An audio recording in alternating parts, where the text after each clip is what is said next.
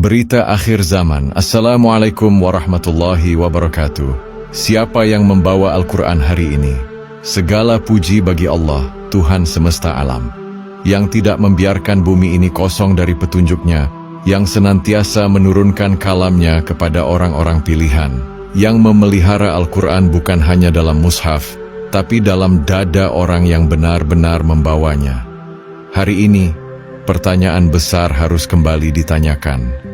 Bukan soal siapa yang hafal, bukan soal siapa yang lantang bicara agama, tapi siapa yang membawa Al-Quran hari ini.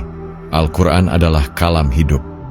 Ia tidak sekadar dibaca, tapi diturunkan. Dan ia tidak turun kepada semua orang. Ia diturunkan kepada satu pribadi, agar menjelaskan, membimbing, dan menyucikan umat. Sebagaimana firman Allah dalam Al-Quran Surat An-Nahl ayat 44. Kami telah menurunkan peringatan, Al-Quran, kepadamu, agar kamu menjelaskan kepada manusia apa yang telah diturunkan kepada mereka. Hari ini banyak yang merasa cukup hanya karena punya mushaf, bisa mengaji, atau mengikuti banyak kajian. Tapi mushaf bukan wahyu. Hafalan bukan kalam hidup. Ilmu tidak menjamin petunjuk kalau tidak ada satu orang yang menjadi pembaca resmi dari langit. Karena wahyu tidak lahir dari usaha manusia, tapi turun sebagai amanah kepada utusan. Dan siapa orang itu di zaman ini? Imam Mahdi. Bukan karena dia tampil di layar kaca, bukan karena dia dikultuskan, tapi karena hanya dialah yang menerima pembacaan wahyu langsung dari sisi Allah. Dialah yang membacakan ayat-ayat dengan ruh kenabian. Dialah yang menghidupkan kembali Al-Quran sebagaimana Rasulullah dahulu menghidupkannya.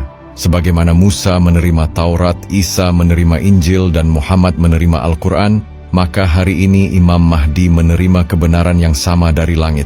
Bukan membawa agama baru, tapi membawa kembali agama yang telah lama ditinggalkan. Allah berfirman dalam surat Az-Zumar ayat 23, Allah telah menurunkan perkataan yang paling baik, yaitu kitab Al-Quran. Tapi siapa yang mendengar kalam itu hari ini? Siapa yang membacakannya kepada manusia? Bukan sembarang orang, hanya satu yang dipilih. Dan umat wajib mengenalnya, bukan karena pengakuannya, tapi karena apa yang ia bawa. Aku pernah bertanya kepadanya, wahai Rasulullah, bagaimana Islam di Palestina? Dan ia balik bertanya, siapa yang menyampaikan Al-Quran di sana? Pertanyaan yang mengguncang batin, karena menyadarkan kita, Islam bukan soal lokasi, bukan soal simbol. Islam adalah petunjuk yang hidup, dan jika tak ada yang membawanya, maka agama itu tinggal nama tanpa ruh. Allah telah memperingatkan dalam Al-Quran Surat Al-A'raf ayat 35. Apabila datang kepada kalian para rasul dari kalangan kalian, yang membacakan ayat-ayatku, maka jika tidak ada yang membacakan, berarti Rasul belum dikenal. Dan jika Rasul belum dikenal, maka petunjuk belum benar-benar diterima. Siapa yang membawa Al-Quran hari ini? Imam Mahdi. Bukan karena dia ingin diikuti, tapi karena Allah mengutusnya. Dialah yang menyucikan jiwa. Dialah yang membacakan ayat. Dialah yang membentuk jemaah berdasarkan kalam Allah yang hidup. Maka datanglah kepadanya, bukan untuk mengagumi, tapi untuk menerima.